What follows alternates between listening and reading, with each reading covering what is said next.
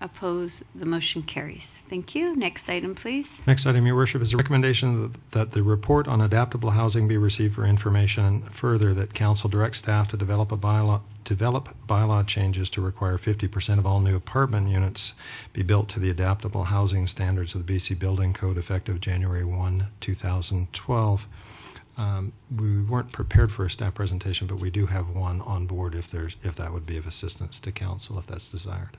I think if we have someone move it and second it, and then let's have the presentation. I think it's very interesting, the kind of recommendations that are put forward, and I think it would be good for the community to be able to see the plans that we're moving towards with aging in place. So it's moved by Councillor Clark, seconded by Councillor McLean. And the presentation, please.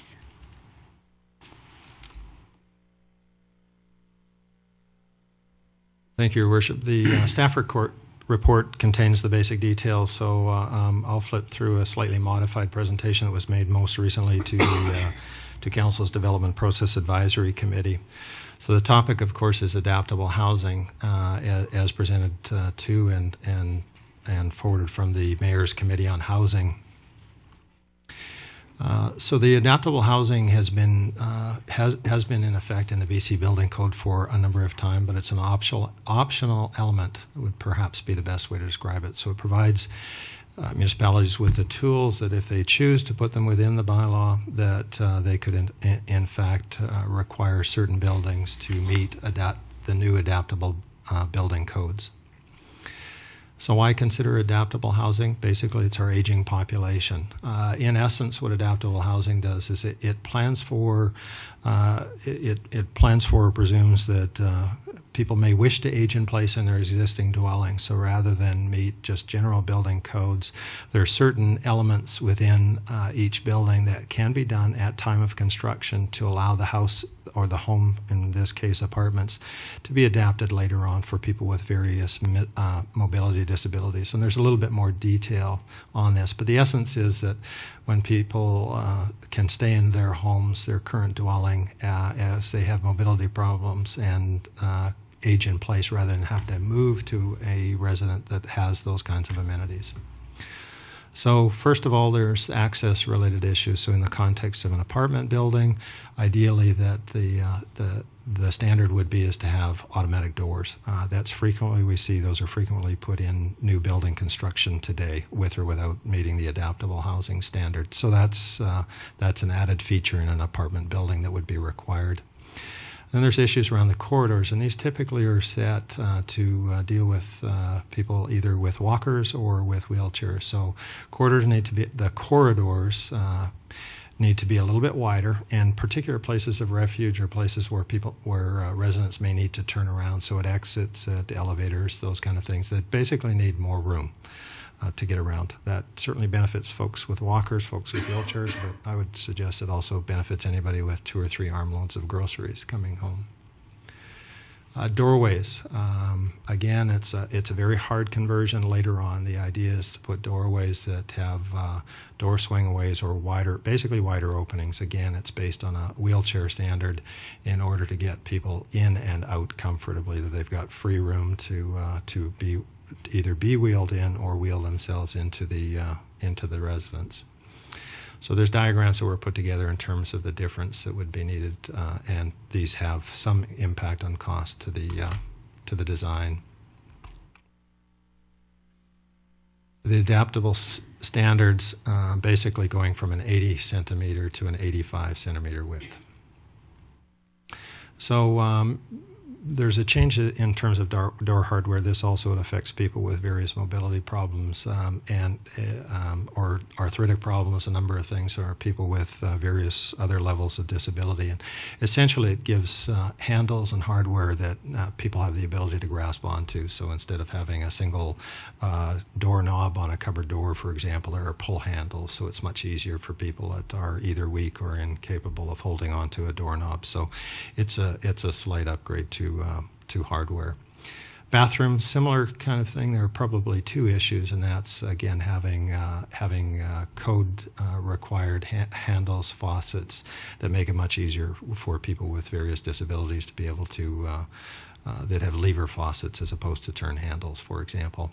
The other significant issue is the idea of grab bars in washrooms, and at the very least, the standard would ensure that there's backing behind the walls, so that even if the grab bars aren't put in place at time of construction, that the walls would be solid enough to be able to have those put in place at any time that the residents may wish to have them.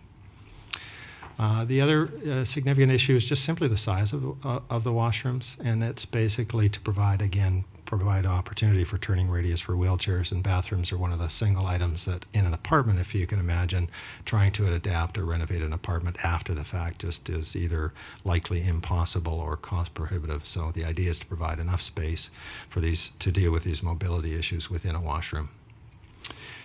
And then, of course, there's other things for continuous counter space. So those people that can't lift heavy objects perhaps can slide them across the counter and onto a stovetop and back and forth, as opposed to having to lift something like a pot of pasta, for example. And so it provides an opportunity for those with less strength or less mobility to be able to safely move hot items around in the kitchen without carrying them across the floor.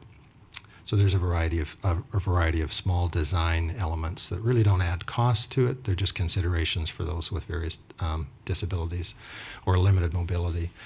The other is outlets, controls, and switches. So it's really just what's appropriate in terms of height for those people that would have trouble bending and reaching. So they basically provide switches and plates at a level that's within the code identifies an appropriate location. Again, it's not a cost item in this particular case. It's simply a design element.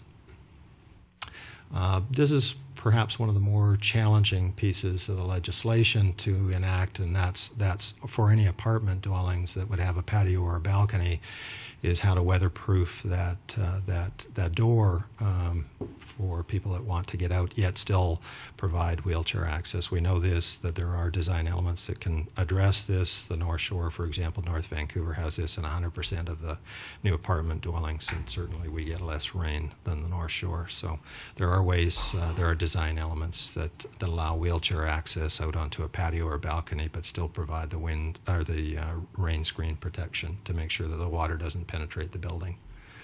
And this was just an opportunity. I believe this was actually in one of our small unit apartments that actually fit our lower DCC rate. So the test was really, could we design something that would even fit a small apartment, which would be in the lower cost realm, both in terms of DCC and presumably in market price? Can we actually fit all of these elements in without sort of pushing the envelope? And the answer is yes. There needs to be some design changes, but all of these elements that are proposed by the Housing Committee can be done even in our smallest one-bedroom apartment units.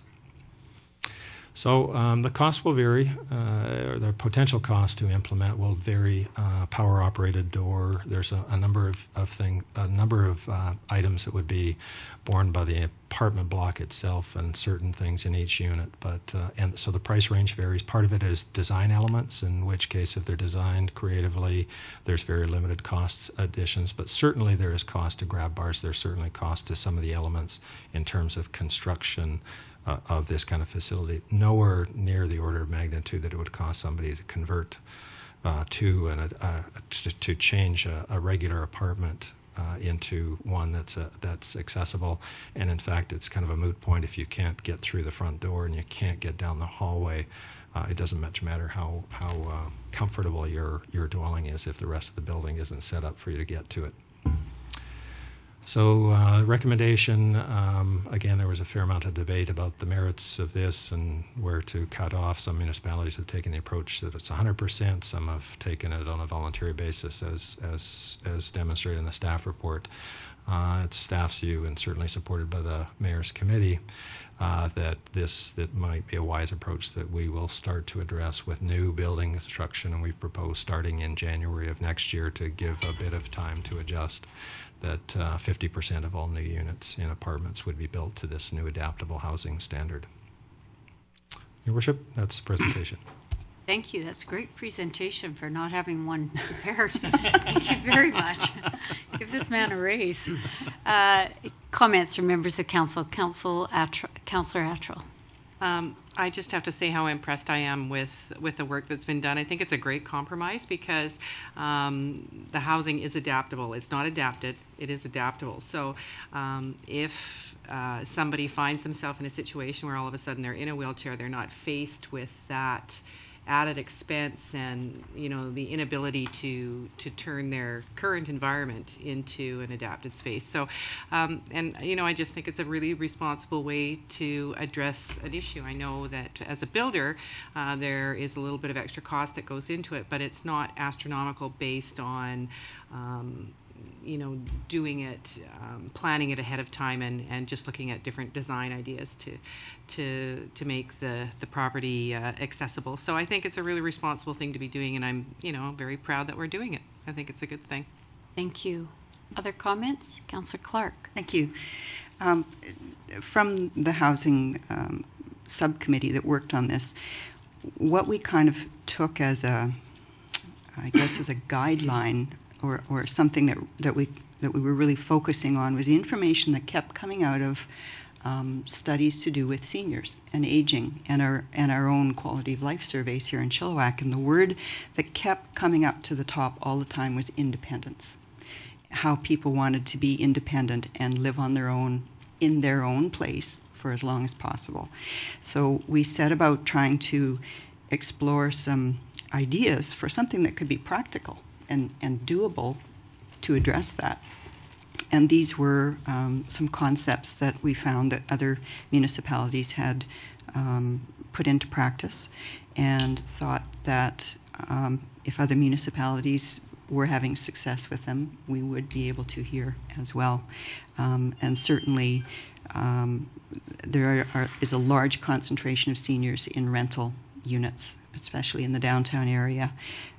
So knowing that a lot of those buildings are aging, and that we may be in the next few years getting more new buildings coming online, felt that this was a good time to try and set some things in place to be ready for the next wave of construction. So really felt that requesting 50% was reasonable and not overwhelming. Less than that probably would be an annoyance for a designer or a builder to try and accommodate, but 50% seemed like a reasonable request to build some new stock that would make a difference. Fantastic. Other comments? Councillor McLean? Yeah, I'd just like to comment on the work that went into this. The subcommittee on this, chaired by Councillor Clark, and the group that worked with her and the staff. I know from the housing committee meetings when things were brought forward by the subcommittee, the tons of paper they went through in their surveying of what was going on around us in other communities was really overwhelming just to see it, let alone to read it all.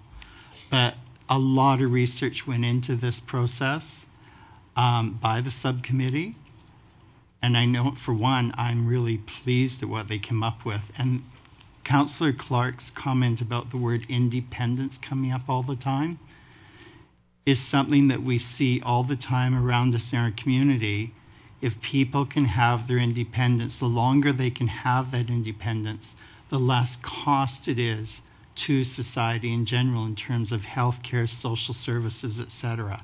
So the more independence we can give an individual, even if it's for another year, 2 years, 5 years, whatever, is better for them, and it's less cost to all of us. And so I think this is just really a great step forward for our community to be moving in this direction. And I just want to thank Councillor Clark for her hard work and her leadership on this. Thank you. Well said. Any other comments? Seeing none, then all those in favor? Opposed? The motion carries. Thank you, Mr. Holden.